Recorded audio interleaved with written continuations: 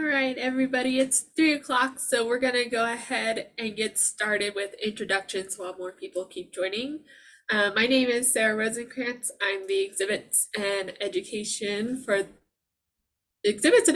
Assistant for the IU Museum of Archaeology and Anthropology. And I'll be hosting today's talk. And before we get started, I just want to acknowledge that IU Bloomington and IU Ma is on the traditional homelands of the Miami, Shawnee, Potawatomi, and Delaware people, and all of those tribes have rich, wonderful cultures and history, and still influence the area today. So if you live around here, I encourage you to learn about them. And if you are from somewhere else, I encourage you to learn about the indigenous people in your area. And with that said, I'm going to go ahead and introduce our speaker today. Jennifer St. Germain is our Archaeology Collections Manager. She has an MA in Anthropology and is currently working on a PhD in the Department of Library and Information Sciences here at IU. She focuses on management and preservation of archaeological collections as information resources. And her talk today will be a quick tour of some of the things and other visual documentation found in the IUMA archaeology collections. So welcome, Jen. Thank you, Sarah, and hello, everyone, and thank you for joining us today. I'm going to go ahead and share my screen here.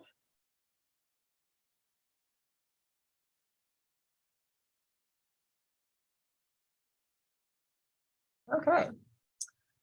So today's talk is basically going to be kind of more of a show and tell. As I share some of the images or visual documentation that we have in our collections here. Most people tend to focus on the objects in a museum collection, including this beautiful Yankeetown bowl. But most museums and archaeological collections in particular tend to house a great deal of other types of documentation, including this digital photograph of a beautiful Yankeetown bowl. So we can go ahead and just dive right in. So visual documentation in archaeological collections can be categorized in many different ways. The images in our collections tend to belong to the following categories, and many show up multiple times in multiple different categories and are created and used for a variety of purposes. These categories include original fieldwork documentation and collecting, for research and analysis, for use in reference works and publications, for cataloging and collections management, for artifact condition reports, in exhibits and other promotional materials, social media and public programs, and a kitchen sink category I like to call institutional memory. Some images are created to formally document and preserve history, while others are more candid images that provide a more informal means for us to try and uncover and understand the past.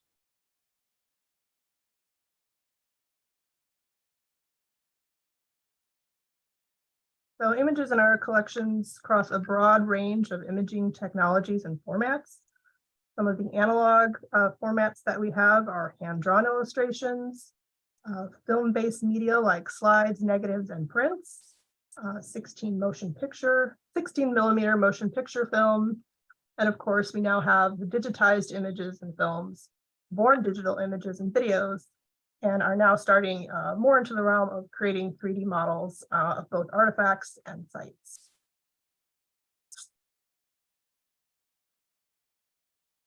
Many of the images we house were created in the course of archaeological fieldwork and collecting and are part of what we call the Associated Records collections. These archives preserve important information about the who, what, where, when, and why of archaeological sites, why they were investigated, and they provide crucial contextual information about the artifacts collected. We have around 250 linear feet of these archive boxes. These typically contain field journals, hand-drawn site maps and profiles, photographs, inventories, digital formats, and more. Here's an example of some of the illustrations you might find in a field journal. The one on the left is from an 1896 notebook, and it shows a drawing of an excavation site and helps illustrate the different soil layers and position of the artifacts that are being described in the text. The drawing on the right is from a field school journal from 2004, where the student is illustrating and describing a stone tool that he found during excavations in Greene County.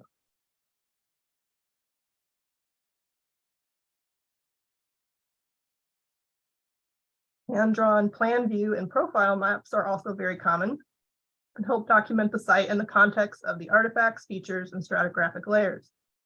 With hand drawing, the researcher can more easily highlight or annotate the features important to document for their analysis. Of course, photography has also commonly been used for site documentation from way back in the day, the 1930s, in this black and white photograph. And pictures of dirt walls and holes in black and white and full color are extremely common in our collections.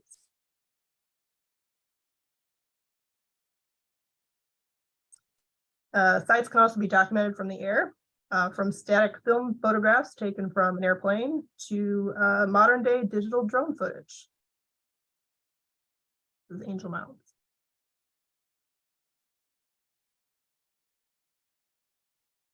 Some of the images we have the most public interest are of the people and places where archaeology has been done over the years. This photograph on the lower left shows a horse-drawn cart actually being used to haul dirt from a site down in Dearborn County. And many of these photographs are a great way to document and illustrate the different styles of dress and methods of archaeological excavation since then.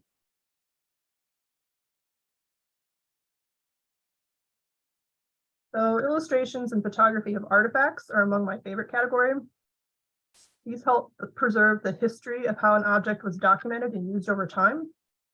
As you can see, this one particular bowl from Angel Mounds has been documented in many ways and for many different purposes over time, for reference purposes, for collections management, for marketing, and for exhibits both past and future.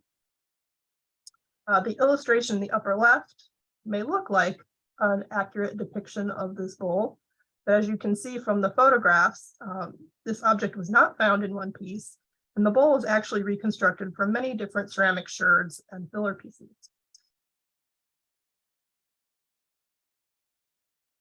Hand-drawn illustrations of artifacts can also be found on some of our original catalog cards, although this is relatively rare,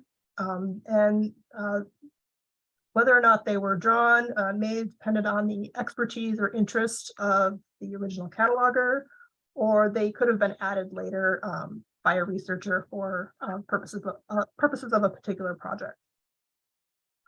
Some drawings like this one on the left might just be a basic outline of the artifact to show the shape, and others are a little bit more detailed and can include shadings and annotations to document important features of the item.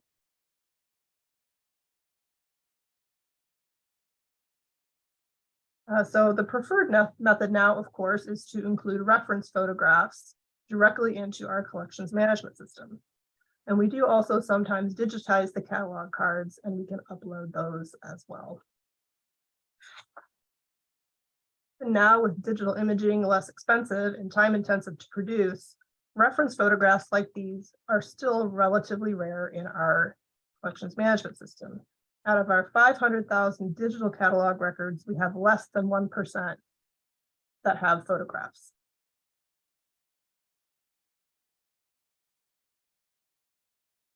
Photos and illustrations are also used for research, for reference and publications. Hand-drawn illustrations like these can be very useful for clearly showing and pulling out a design element on an artifact, such as the woodpecker and the owl motifs on these reconstructed negative painted plates from Angel Mounds.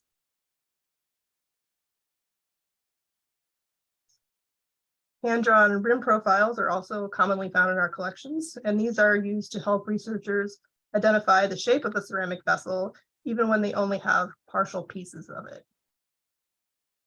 Microscopes are also used to photograph fine details of artifacts, and analyze things like what type of temper was used in the construction of a pod.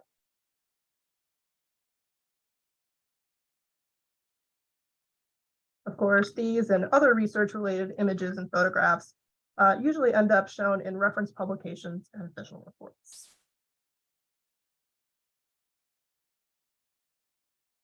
So I really wanted to touch on photographs and images used for institutional memory. As I said earlier, many of these can cut across a number of different categories. So something that was produced originally for research or site documentation can also be used to sort of reconstruct the past. They document the history of archaeology, of people, of institutions, and the education of the next generation of researchers and museum workers.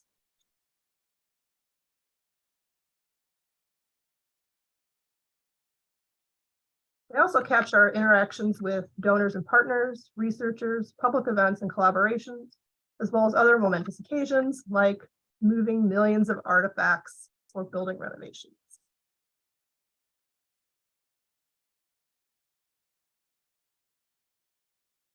So the topic of managing and preserving the various types of images we house is too much for the scope of this talk, but I will quickly mention two projects we've worked on in the past 5 to 8 years, specifically on our legacy film collections. These include over 12,000 black and white and color prints, around 8,000 slides, 9,000 negatives, 30 glass plate images, and around 100 16mm film reels.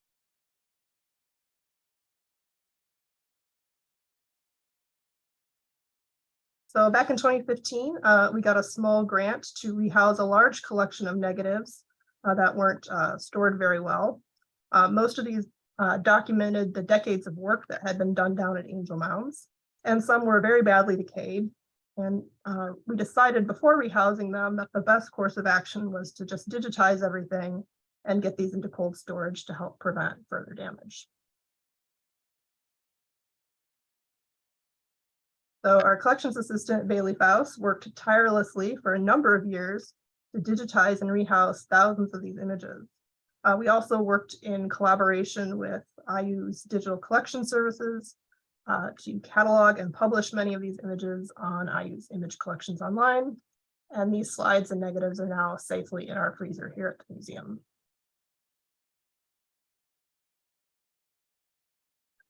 We also have a relatively small collection of 16mm film, some of which were produced in collaboration between Glenn Black and IU's Audiovisual Center back in the 1950s. Some of these films, or most of these films, are actually digitized now, but only a small number of them are available on IU's media collections online. So hopefully that was around 10 minutes-ish. And thank you.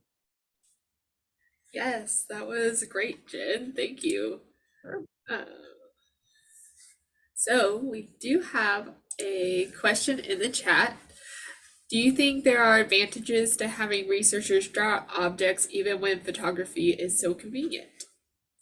Oh, definitely. I do think that it's something that still happens. I know that it's still taught. I think you can take workshops on how to illustrate artifacts. I think sometimes people are too quick to photograph something. Illustrating an artifact requires really looking at it and absorbing the details.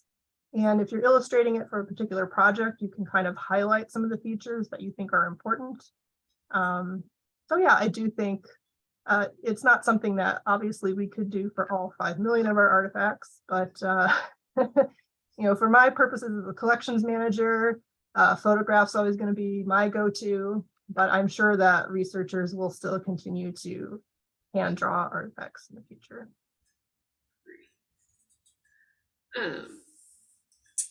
Then I had a question that I kind of know the answer to, but not always. Like, why are the negatives kept in the freezer?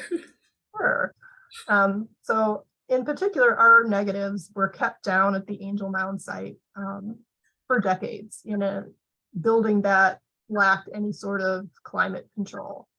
And acetate negatives, which is what we have mostly, are very sensitive to humidity and will start to decay over time.